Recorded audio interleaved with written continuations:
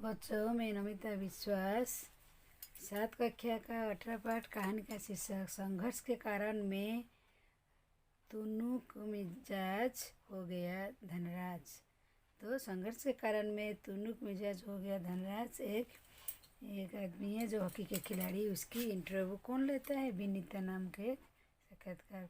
तो उसी के बारे में एक कहानी लिखित हुई है। तो अभी मैं ये संघर्ष के कारण मैं तुनुक का मिजाज हो गया धनराज, तो इसको मैं अभी पाठन कर रही हूँ। तो बच्चों, सबसे पहले मेरे चैनल को लाइक और सब्सक्राइब कीजिए, उसके बाद मेरे वीडियो देखिए।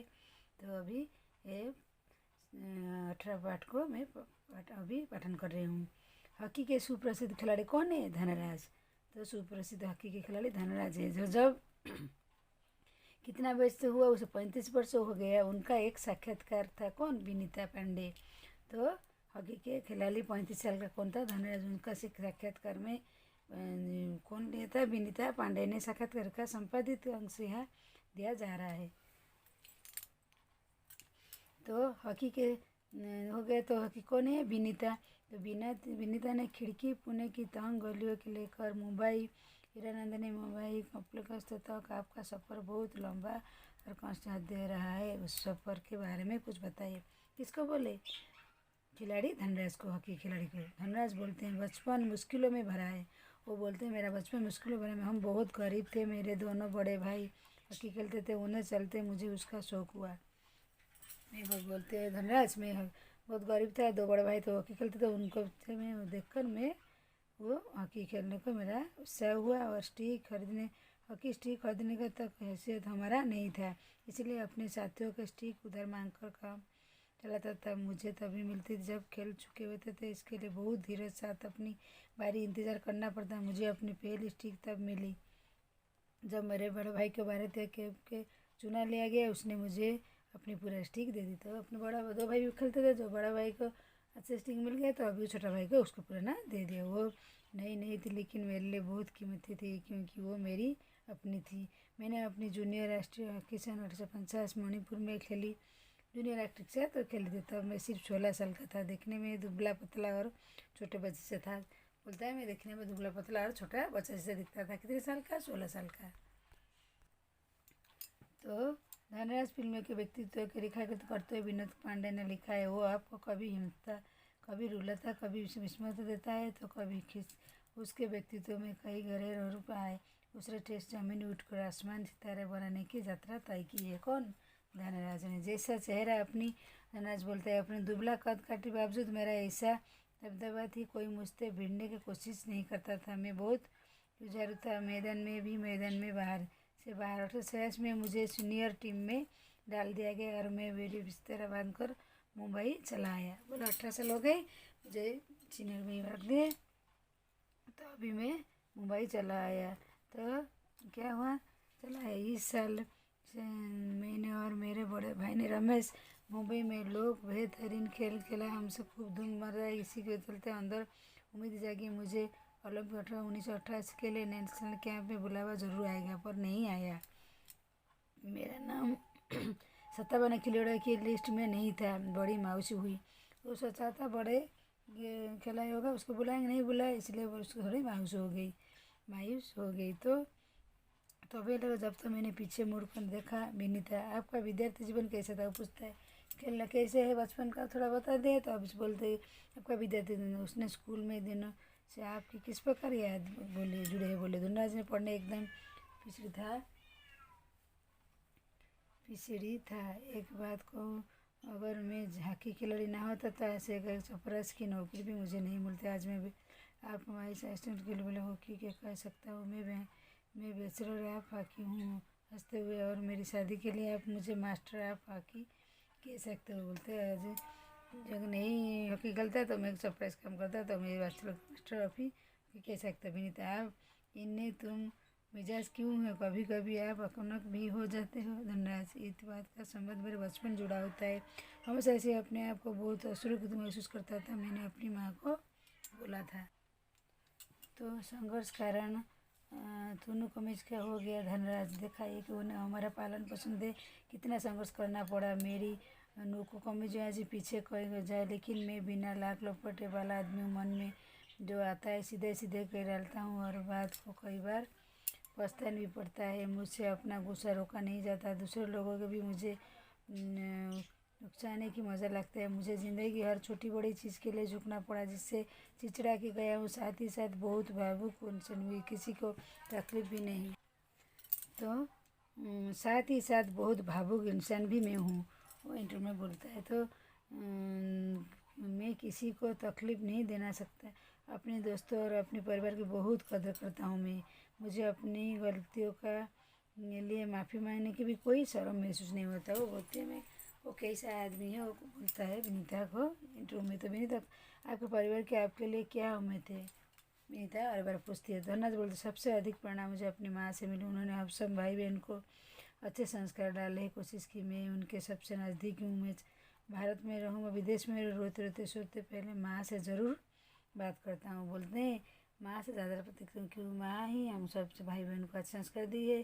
जितना रोते बोलते हो रात हो जितनी हो, मैं माँ से ही डेली बात करती हूँ। मुझे अपने पसंदीदा सास संभालने को सीख दी है। मेरी सबसे बड़ी भाभी कविता भी मेरे लिए माँ की तरह है और वो भी मेरे लिए प्रेरणा स्रोत रहती है। विनीता, आपने सबसे पहले कुत्ते घास एस्ट्रोट्रॉप पर काफ़ी कब खेली? वनराज, मैंने सबसे पहले कृत्रिम घास सब देखी जब राष्ट्रीय खेलों में नेशनल भाग लेने 1998 में नई दिल्ली आया था, तभी वो देखी थी। मुझे याद है कि किस तरह से और जुक्ति कि मैं कावल के मुझे एक कोने में जाकर कृत्रिम घास पर खेलने की गुरु था।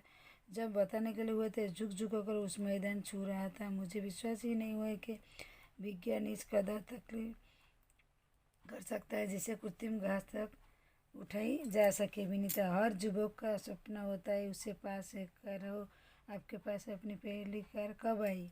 तो विनीता फिर किसको फिर वो क्वेश्चन पूछता है, तो आपके पास पहली बार कार कब आई?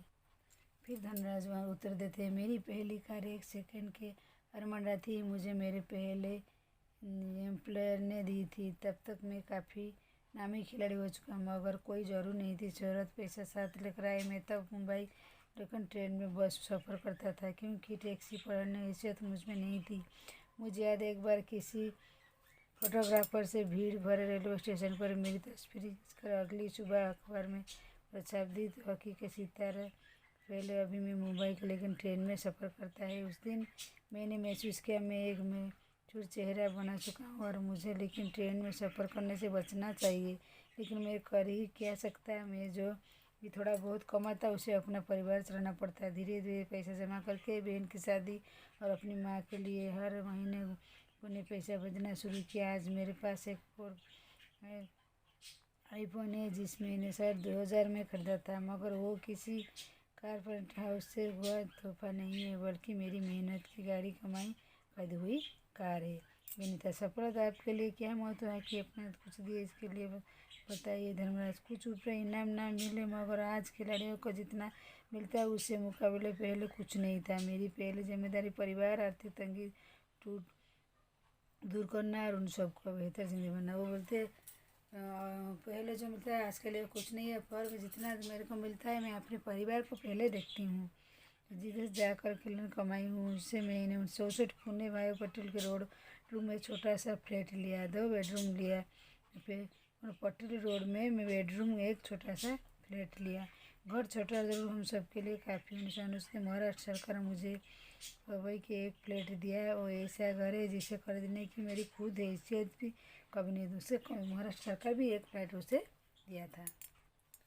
तो देखिए हॉकी खेलता है कैसे धनराज। विनीता, सेलिब्रिटीज़ के साथ एक मंच पर बैठना कैसा लगता है? धनराज, बहुत अच्छा। जब राष्ट्रपति मिले तब सोचा कि हम कितने खास हॉकी है, इसके चलते जग प्रतिष्ठा मिली। तो बच्चों, बहुत धनराज का कहानी बहुत मज़ेदार है। विनीता ने उन्हें सारी प्रश्न अच्छे विनियमित से पूछता रहा था। धनराज अपनी बचपन की, स्कूल की, अपने घर की हालत के बारे में, माँ की, भाई की, बहन की, और कैसे वो खड़ा हुआ, कैसे पहले खेल रहा था, कैसे ठीक नहीं था, उसी के बारे में बहुत अच्छे से वर्णित किए लेखक। तो बच्चों, बहुत अच्छी कहानी है, आप लोग पढ़िए, आपको बहुत अच्छी लगी। तो इसका ये कहानी क्या है? संघर्ष की बात।